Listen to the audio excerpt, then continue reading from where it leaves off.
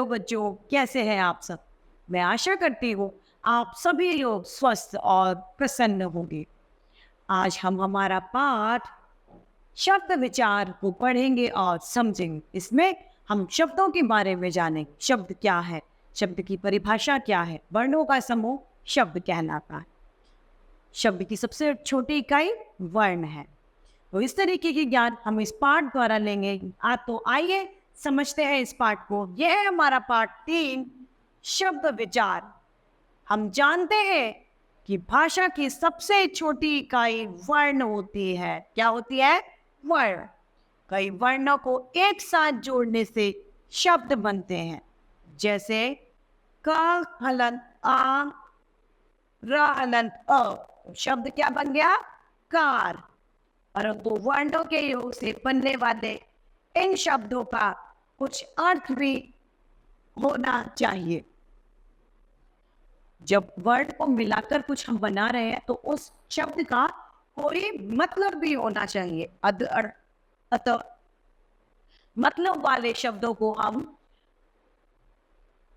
सार्थक शब्द कह सकते हैं या कहते हैं, और जिनमें मतलब नहीं निकलता वे निरर्थक शब्द कहलाते हैं। परिभाषा है वर्ण की। वर्णों के उस समूह को शब्द कहते हैं जिसका कोई अर्थ होता है। शब्द किसे कहते हैं? वर्णों का वो समूह जिसका कोई मतलब या अर्थ होता है, वे शब्द कहलाते हैं। यहाँ याद रखने योग्य बात है, निरर्थक शब्दों को दोहरा देने या उसका सार्थक शब्द के साथ प्रयोग करने पर भी कुछ अर्थ निकलने लगता है और वे सार्थक हो जाते हैं। जैसे ठक शब्द को दोहरा देने से ठक ठक या चीज और चपड़ का साथ प्रयोग करने से चीज चपड़ शब्द बनते हैं और उनका कुछ अर्थ होता है। शब्दों के भेद को निम्नलिखित आधारों पर बांटा गया है। पहला, अर्थ के आधार पर। अर्थ के आधार पर 2 भागों में बांटा है, सार्थक और निरर्थक। जिनका मतलब निकलता है वे सार्थक शब्द, जिनका मतलब नहीं निकलता वे निरर्थक शब्दों में आते हैं। सबसे पहला, सार्थक शब्द। जिन वर्ण समूह को स्पष्ट रूप से कोई अर्थ निकले उन्हें सार्थक शब्द कहते हैं, जैसे भोजन, पेड़, अमीर, लड़की आदि। सार्थक शब्दों में पहले हैं 4 प्रकार होते हैं: एकार्थी, अनेकार्थी, समानार्थी और विपरीतार्थी। अब एकार्थी, एक ही निश्चय अर्थ देने वाले शब्दों को एकार्थी शब्द कहते हैं, जैसे नदी, हिमालय, सूर्य, पर्वत आदि। दूसरा, अनेकार्थी, मतलब एक ही शब्द के अनेक अर्थ प्रकट करने वाले शब्द अनेकार्थी है। यहाँ पे कर दिया है, कर का मतलब हाथ भी है, कार्य भी है, टैक्स भी है और किरण भी है। ये सभी कर के अनेकार्थी शब्द हैं।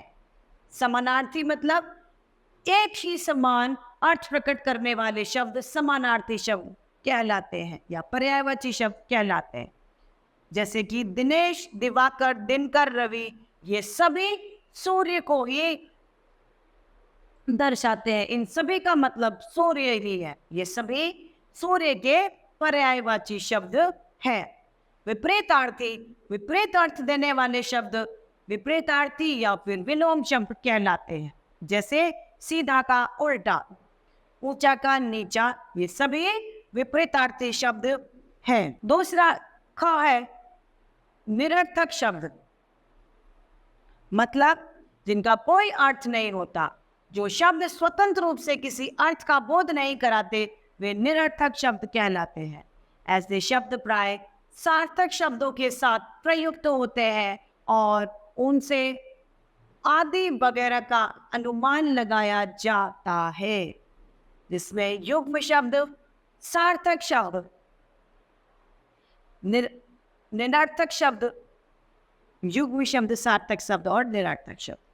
अब युग्म शब्द है गाड़ी, वाड़ी, चाय, वाय। अब इसमें सार्थक गाड़ी है और चाय है और निरर्थक वाड़ी और वाय। इसी तरीके से युग्म शब्द पानी, वानी, रोटी, वोटी में पानी और रोटी सार्थक है और वाणी और वोटी निरर्थक शब्द में आएगा। इसके अतिरिक्त कटपट, बड़बड़, चटपट, सरसर आदि भी निरर्थक शब्द है, परंतु ये संदर्भवश अर्थ दे रहे हैं। दूसरा है स्रोत या उत्पत्ति के आधार पर विभाजन। स्रोत या उत्पत्ति के आधार पर इन्हें 4 भागों में बांटा है: तत्सम, तद्भव, देशज और विदेशन। तत्सम शब्द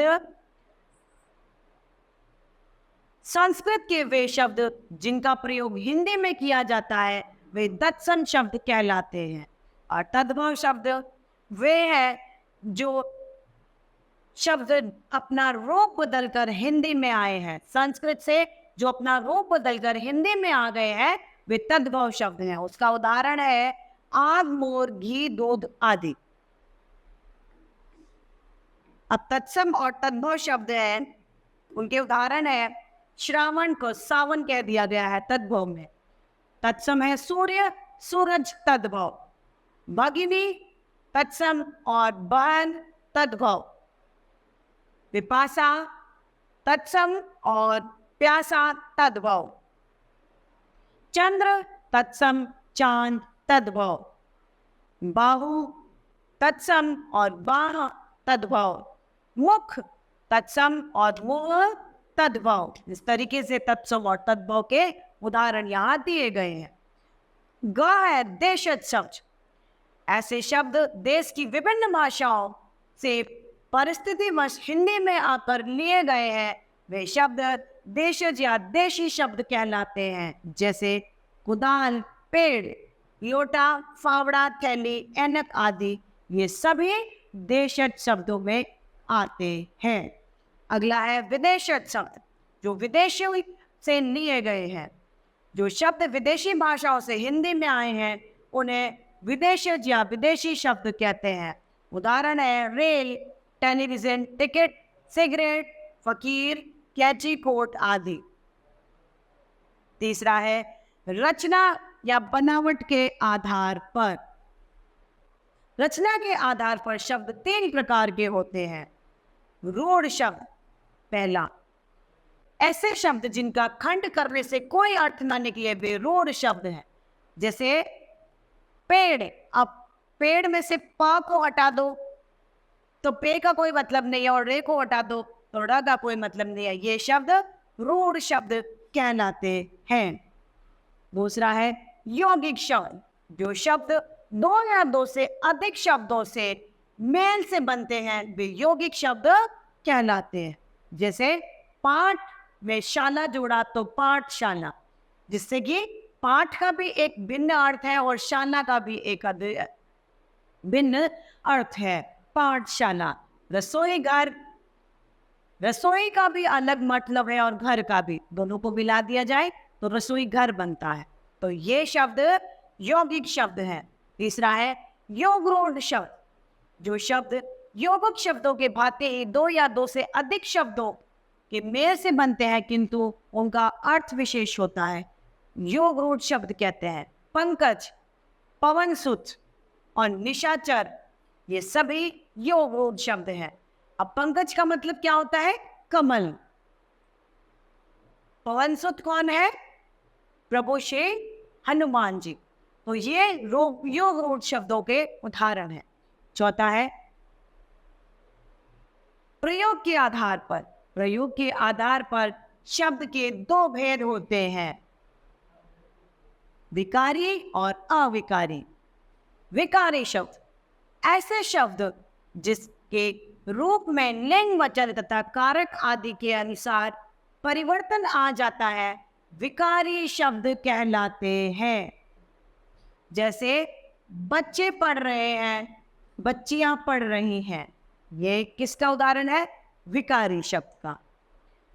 विकारी शब्द 4 प्रकार के होते हैं, संज्ञा, सर्वनाम, विशेषण और क्रिया। अविकारी शब्द ऐसे शब्द जिनके रूप में कोई परिवर्तन नहीं होता, वे अविकारी शब्द कहलाते हैं। जैसे आजकल धीरे धीरे तब अब आदि। अधिकारी शब्द के 4 भेद होते हैं: क्रिया विशेषण, संबंध बोधक, समुच्चय बोधक तथा विस्मया बोधक। अब इस पाठ में हमने सीखा है वर्णों के सार्थक समूह को शब्द कहते हैं। दूसरा, अर्थ के आधार पर शब्द के 2 भेद होते हैं, पहला सार्थक, दूसरा निरर्थक। तीसरा, उत्पत्ति के आधार पर शब्द के 4 भेद होते हैं: तत्सम, तद्भव, देशज तथा विदेशज। चौथा, रचना के आधार पर शब्द के 3 भेद होते हैं: रूढ़ शब्द, यौगिक शब्द और योग रूढ़ शब्द। पांचवा, प्रयोग के आधार पर शब्द 2 प्रकार के होते हैं: विकारी शब्द और अविकारी शब्द। तो इस तरीके से हमारा यह पाठ शब्द विचार समाप्त होता है। मैं आशा करती हूँ आप सभी लोगों को यह पाठ भले भांति रूप से समझ में आया होगा। तो आज के लिए इतना ही, फिर मिलते हैं। धन्यवाद।